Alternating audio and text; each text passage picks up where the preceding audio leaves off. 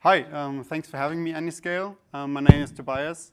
I'm a senior software engineer at Deepset, and today I'm going to talk about how we run a question and answer system on RaySurf. So a bit of background about me and the people doing this talk. So actually this talk was supposed to be given by my colleague Dimitri, but he can't come due to visa issues. So I'm his backup today, and I hope I'm doing the honors for him. We are both working at Deepset. Deepset is a company based in Germany, and we were funded in 2018. We started out by providing professional services around natural language processing to companies, using that to kind of gain some knowledge on, okay, what are actually their needs, what are their pain points, and then we distilled all of this knowledge from providing professional services to actually build a framework which you can utilize to kind of, make all of this more efficient and quicker. And this is our framework called Haystack. It's open source. You can find it online, and it's very flexible and allows you to build NLP pipelines from really from the beginning, from training and fine-tuning till evaluating models and so on. In addition to this, we also got Deepset Cloud. It's a SaaS platform kind of on top of our Haystack framework, which allows you to really manage the entire NLP workflow. So from actually uploading all of your documents you want to go through, to then finding the right pipeline for your use case, comparing the pipelines, making sure you're getting the most out of it, and then actually putting it in productions, monitoring it, and so on. And for that, we also collected funding by GV, for example, Harpoon, and others. So in today's talk and this breakout session, I have kind of three sections for this talk. So the first one is, what is question answering, for those who are not familiar with it. Then I want to tell you how we're using that with RaySurf together, kind of connecting to this conference, and then how we want to go forward with what we already have, what are the limitations we're hitting with RaySurf, and also kind of what things you want to explore in the future. So who of you in the room do know what question answering is? Yeah, it's a bunch. I would say like 10, 20%. So question answering is basically all about finding the needle in the haystack, and there should probably be a star using natural language, right? You have like a natural query to find your information. So finding the needle in the haystack, if you think of the internet, it's somewhat solved, right? If you have a question, then you can just Google it, and you can even ask a question in natural language, right? Like, how tall is Barack Obama? And Google is going to do that. And Google is super powerful. I'm a software engineer, so Googling is probably 80% of my job.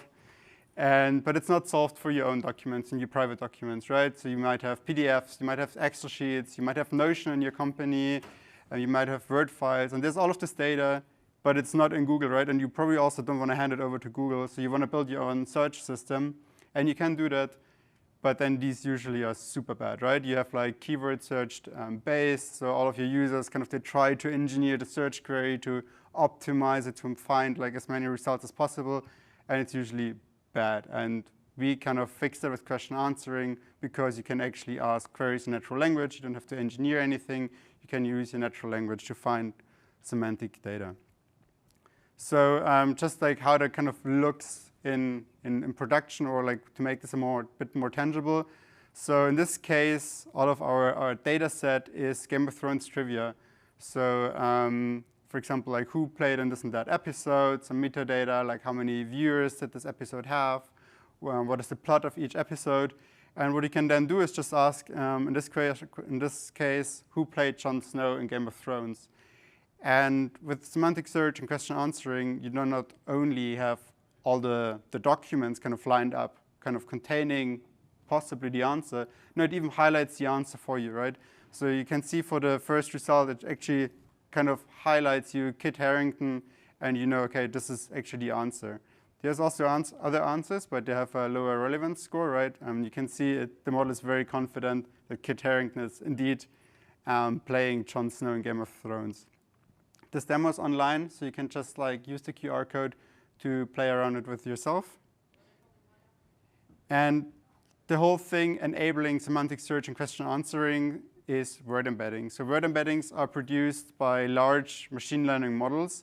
These machine learning models are exposed to large text corpora. So usually the entire internet, right? And by doing that, they are able to attach numeric values to words. And these are not only numeric values, no, they actually also capture some of the semantic meaning within a word.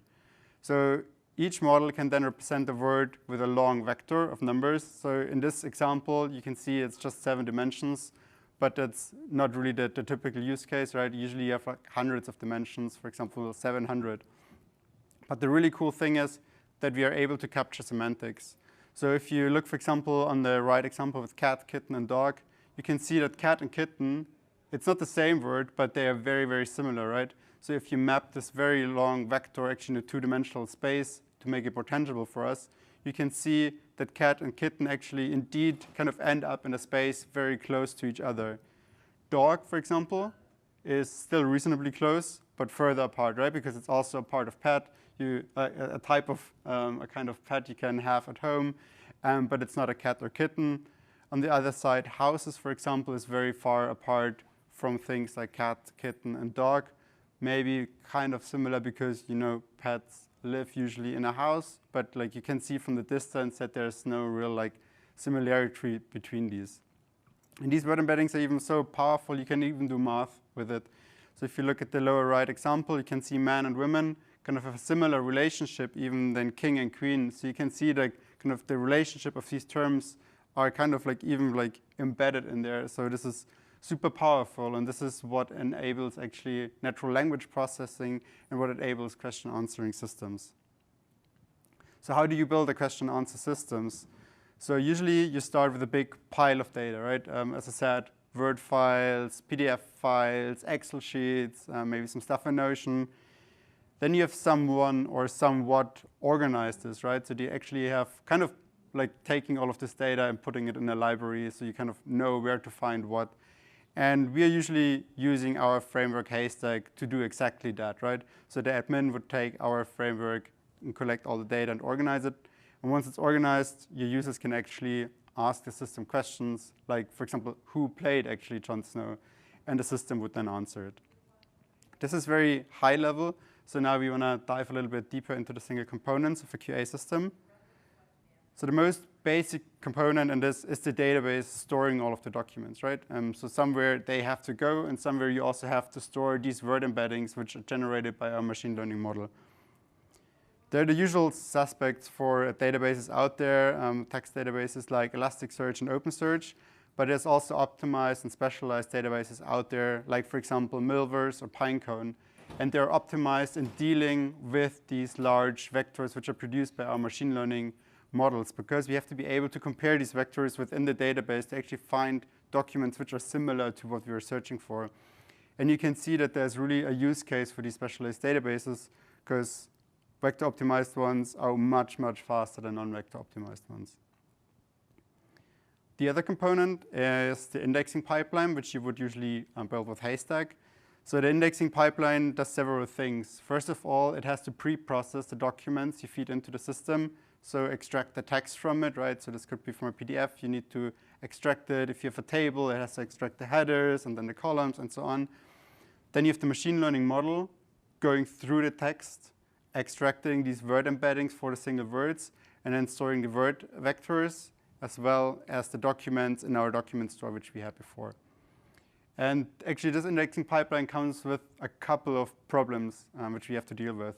First of all is that we need a lot of like high throughput. If you think of customers at large scale, starting with our systems, they usually have like millions of documents sitting around, and they want to take all of these documents and put it in our system.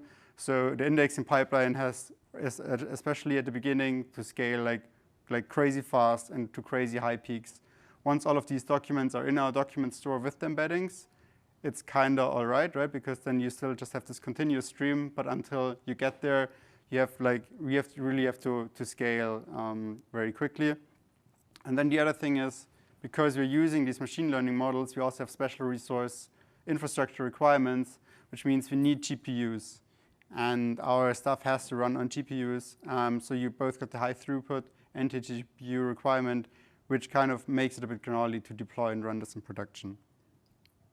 The complementary part to the indexing pipeline is the query pipeline. So this is the pipeline taking the user's input, going to the document store, retrieving documents which are similar, and then actually giving this back to the user.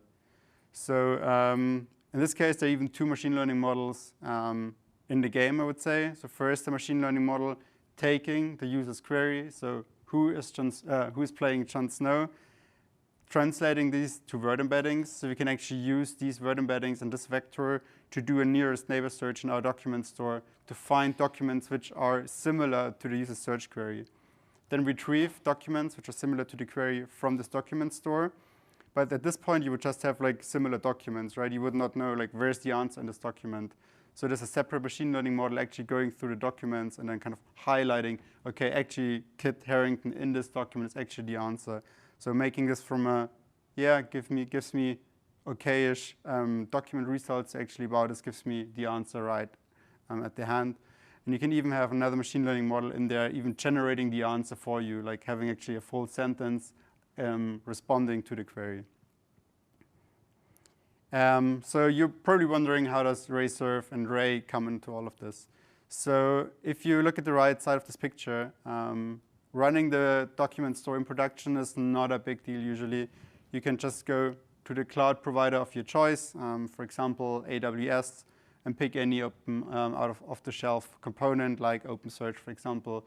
Add then the plugin, so you can do the nearest neighbor search with your word vectors, and you're off the hook, basically. The really interesting part is how do we deal with the indexing pipeline and how do we deal with the query pipeline. And both of these we're running in our setup on Ray, and more specifically on RayServe. So we actually have endpoints exposed for both the indexing pipeline and our query pipeline. Because users searching for data is usually like they send a request, right? We're forwarding this to RayServe, to the query pipeline. Yeah, you have a question? Are those both indexing and query pipeline running on the same Ray cluster or different Ray clusters? Yeah, they are actually on the, it's a very good question. They are running on the same Ray cluster in our case, but 2 different Ray deployments. So same Ray cluster, 2 different deployments, or same Kubernetes? Same cluster, yeah, same Ray cluster. Cool. Let's just do wait with the question until the end, and then we have a Q&A section, and then we can answer the rest of the questions if you have any. So yeah, everything is running on the same Ray cluster, but we have 2 RayServe deployments. So this is just like a kind of a code example how this works for our indexing pipeline. So just also want to show you how powerful and how simple Ray actually is. So to actually to make our indexing pipeline deployable with Ray, all we need to do is just adding the add serve deployment decorator to our class, and then we are ready to use this with RayServe. So this is developer velocity times 100, I would say. Then all we need to do is to load our indexing pipeline, the machine learning models, and so on, to process the indexing query. And then another very, I would say something which makes it way more efficient for us to use RayServe is the serve.batch decorator provided by Ray. So these machine learning models, you can, of course, run one query by one query, but it's not really efficient. In GPUs, you actually want to have usually multiple queries batched because you can actually handle these workloads way more efficient than on the GPU. And this could be a bit tricky, right, how to do actually batch requests and so on. But with Ray, you just add this decorator with Ray serve batch, say how big the batch is, and all the HTTP queries coming to this endpoints are automatically batched by Ray, and then we can process them all at once, which makes it way more efficient for us, and we don't have to reinvent the wheel for anything of this. Query pipeline is very similar. So in this case, we have like this a bit more options and configuration out there. For example, for how to scale the query pipelines. In this case, we say, okay, there always have to be one query pipeline, but there can be up to 10 of the query pipelines. You could also imagine that this kind of is up to the customer, right? Like how much they're paying, and then they get more max replicas than maybe than others. Or you have multiple versions of a pipeline. So you can do all of this just within the decorator. And otherwise, it's very similar to our indexing pipeline. We just load this. So this is actually our Haystack code. And then we can just run the request in our pipeline. The code is actually also linked at the end of our slides. So you can actually check this out on GitHub This is, of course, not the code which we're using in our enterprise product, but very similar kind of, so you can actually play around with it and yeah, see how you can use it for yourself. So how are we going forward? What are the limitations which we're hitting with Ray-serve? What is actually things we're liking? And what are things we're going to explore in the close future? So quick recap, what is working really great for us? We are a startup. We're around 40 to 50 people at the moment. For us, the Python interface is really like a huge speed up because we can just use Python code to do deployments, auto-scaling deployments, and we don't have to fiddle around with Kubernetes too much, especially in the beginning. This was really helpful. Now we are, of course, getting more and more specialists on board, which kind of can take on the more fiddly stuff with Kubernetes and so on. But that's also not a problem then, because with Ray, you can just go forward. Already mentioned auto-scaling is just there out of the box with Ray. For these indexing requests, we need it. We have these like 3 million spikes at the beginning, right? So we really have to scale up to handle these loads because users can't wait for days or weeks until their documents are actually searchable. They ideally want to get started with our product right away. And this is still not possible within seconds, but at least minutes to hours, depending on their load. I pointed out the request batching, which is great. And a very specific but very interesting point is the precise GPU allocation, actually. We often have pipelines which don't require an entire GPU to run, so they can actually share workloads. And until, like, I think a month back or so, this was kind of very specific Ray feature which you couldn't use on Kubernetes. So on Kubernetes, you only could allow allocating entire GPUs to workloads. And, well, if you don't have the Google money, then you actually have to be a bit more efficient with your resources. And Ray could just do that. And that was really a big decisive factor for us. And yeah, if your cluster goes down or anything happens, then you have the Ray checkpoints. So you can just like re-establish the entire point, which was really great for us, or which is really great for us. But there are also a couple of downsides, which I want to go through now. I think it's important to point out, like, these downsides are not all Ray downsides. I think it's also to just how we use Ray. For example, if you look at the first issue is, yes, we're having 3 million requests with one customer, for example. They have 3 million documents, and they need to be all indexed at once. So you have like a really, really huge peak at the beginning for these indexing pipelines, and it has to scale a lot, right? This is not from 0 to 10. It might be from 0 to 50 replicas, for example. And Ray is definitely struggling handling all these requests flying around and then scaling fast enough, not timing out, and so on. So this is, yeah, a bit problematic, as I would say, but also on our side, just how we send out these indexing requests. Then follow-up problem to this is there's currently a bug that our cluster or the Ray cluster doesn't scale down. So as I said, right, you have these like huge peaks in the beginning where everything has to scale up, and then you have 50 replicas of the indexing pipeline sitting there. But then the whole thing doesn't scale down, only if you restart the cluster, but that causes downtime, so you don't want to do that. And then just all these replicas are idling. And yeah, that's obviously not very cost efficient and something you want to fix. As you restart the cluster, you're usually waiting for the head node because there's a single point of failure at the moment in the setup. And we have to restart the cluster whenever we do a deployment. So we are not where we should be, I would say, with deployments. So we deploy a couple of times a week, right? So this is kind of bearable. But ideally, in the future, if we deploy a couple of times a day or even 100 of times a day, ideally, yeah, we definitely need to raise the bar there. And then waiting for the head node and not being able to do rolling deployments is a huge blocker for us. Other thing is that we would like to have multiple base images. So as I said, we have our framework, Haystack. And as you know, enterprise customers, they usually get stuck on some version. So some of them are using an older version. Some of them are really more early adopters and using a newer version.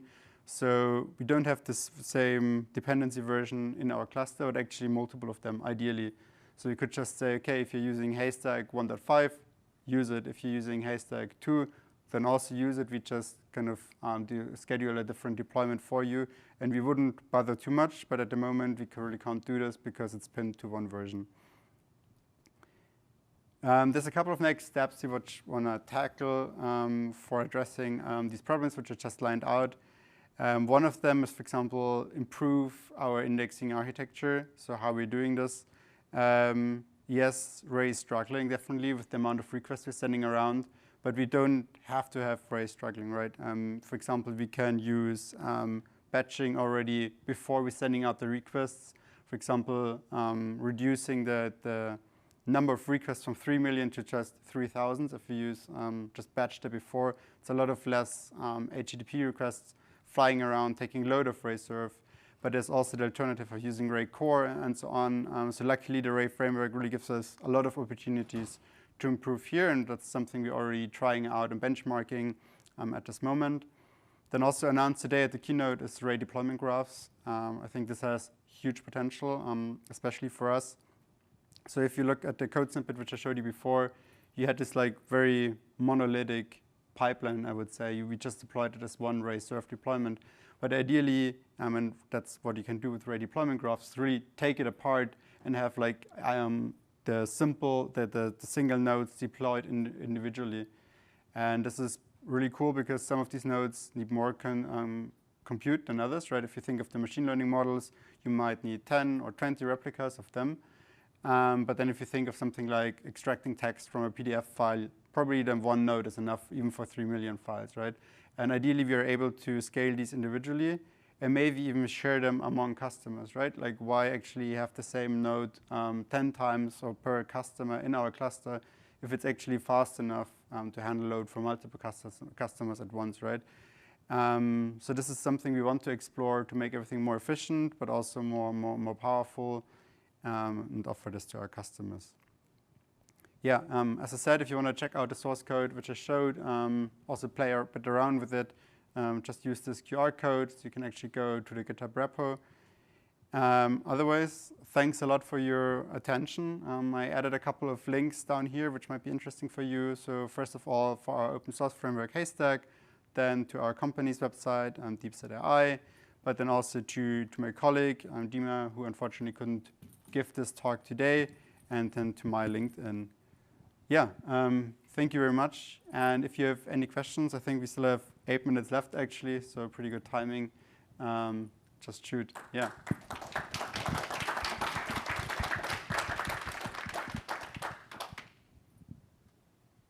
3 questions. Yeah, shoot. Wait, you get a microphone. Yeah. We're supposed to use this microphone. Yeah, I have 3 questions. So you mentioned 3 million. Is that per day, per hour? What's it, QPS, basically? Yeah, I think so. This really depends on the customers, right? So how many documents they have sitting around and want to actually make searchable. So this is actually at once. I know this is very untypical, right? Usually you're talking to customers and they say, or to users, and they say, we have 3 million requests. And then you're like, okay, in a year, in a second, like, give me some time frame. But this is actually, they are uploading all of these documents at once, right? Either through an HTTP endpoint or just connecting their S3 bucket. And then we have these 3 million documents sitting there and want to index them literally all at once. Okay. Does it answer? Yeah, and then once these documents are indexed, then we don't need to index them anymore unless they want to use a different machine learning model, for example. And then you have more this continuous stream of, okay, there's a new document, we want to index it now. And that's then really just a couple of requests, right? I mean, depending on the customer. But usually they don't create like thousands of documents per second. That's not the big deal. I think it's really the first initial peak. But that's important for us, right? Because customers coming to our platform and they want to play around with it and we want to make it searchable, right? And if they just upload their things and then it takes, I don't know, it tells them come back in a week and play around with it, then the entire wow effect is just gone. I see. So your issue or your concern was that it takes too long to index at 3 million. Yeah, but we're also definitely just seeing scalability problems, right? Like Ray actually coming up just in terms of like deploying new workers, for example, but then also seeing like timeouts in between because it's just a lot of HTTP requests flying around. But I think it's not necessarily, I think the question is like, is Ray serve the right tool for this, right? Is Ray core, for example, more fit for this? And I think so, yeah. Okay. So second question, the embeddings, do you use a tokenizer, a standard tokenizer from Ray or from the transformer to convert your string tokens to a number? Good question. To be honest, I don't know because I haven't looked too much into our open source and in this part of the code base. Okay. What we definitely do is split the documents actually in kind of paragraphs because I mean they all have different size, right? And then I think we're probably using a default tokenizer, but you can definitely configure that and just the pipelines. So I think it's probably very much up to the customer. Yeah. Okay. And the last question was, you say auto downscaling. What was the kind of lag time typically? Yeah, so it just doesn't downscale at all, right? The worker nodes are just sitting there and not downscaling unless you restart the cluster, which you can obviously do, right? But I think because we are also serving production payloads, you can't have this downtime, right? You ideally have a rolling deployment.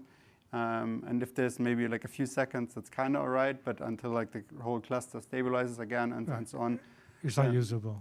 Yeah. Okay. I mean, at the moment it's kind of all right? We're in a closed beta state, so that's all right. But like going forward, this is definitely a big blocker for us. Okay.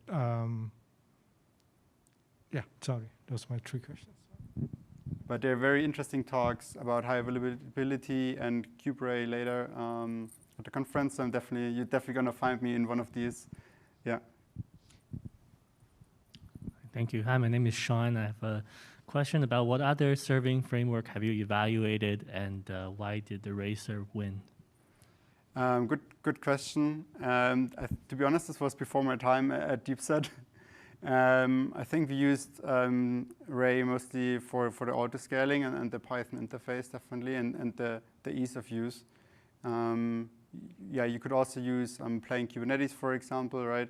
But this comes with a lot more cost, I would say, in terms of team size and specialists actually maintaining this. And this is something which you, as an early startup, not necessarily have, right? Now, as the team is growing and we're getting more and more people, we have more and more DevOps specialists, and they can handle this. But I think for kind of this size of the company back then, it was just a reasonable and good choice that we have this flexibility in deploying anything we want to just from Python. What has your experience been like training new engineers with Ray who have maybe never used it before? Good question, yeah. I mean, I think my answer would be it's just one more thing to learn, right? There's always tools you have to train engineers in, right? For example, there's Kubernetes, there is Grafana, in every company it's a little bit different. So it's definitely an overhead, but I think it's fine, right? Because, it's kind of part or very essential to our stack, right? And it's very close to what engineers also need. But I think also as the company grows, it will change, right? Because it's in a very particular part of the code base, which might be just addressed by one platform team, for example, which kind of encapsulate that. So I think not everyone in the team has to be trained in that. And it's also, I think, about kind of the DevOps team or the company providing the right tooling around like how to run everything on a cluster, right? It's more than the SaaS problem. So I guess a follow-up would be, do you see your ML teams using Ray in the future as well, or do you see it more as like a DevOps tool for you guys?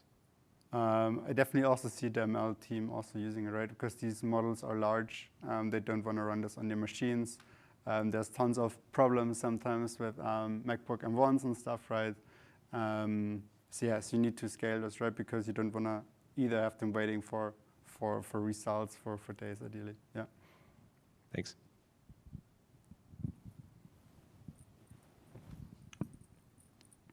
Okay. Thank you. That was a great talk. Question about troubleshooting and debugging. So when you ran into timeout errors or other errors, what sort of troubleshooting diagnostic mechanism did you use? And then similarly for logging, like how did you use something like Splunk to forward all of your logs to a central system, or did you like exec into each pod to see the logs? Can you speak more to that? And then also for chaos testing, like for example, in Kubernetes, people use Istio for injecting random delays between different microservices. Did you use any of that, or does Ray enable like adding a sidecar container to its pods? I don't know if you can speak to any of that, but Yeah, a good question. I think most of this was set up by our DevOps guru, to be honest. We're using definitely, I mean, all of the logs are forwarded to Grafana, so that's where we usually look at the logs, so we don't have to exec into anything. And I think they're just sidecar containers then, right, for our deployments.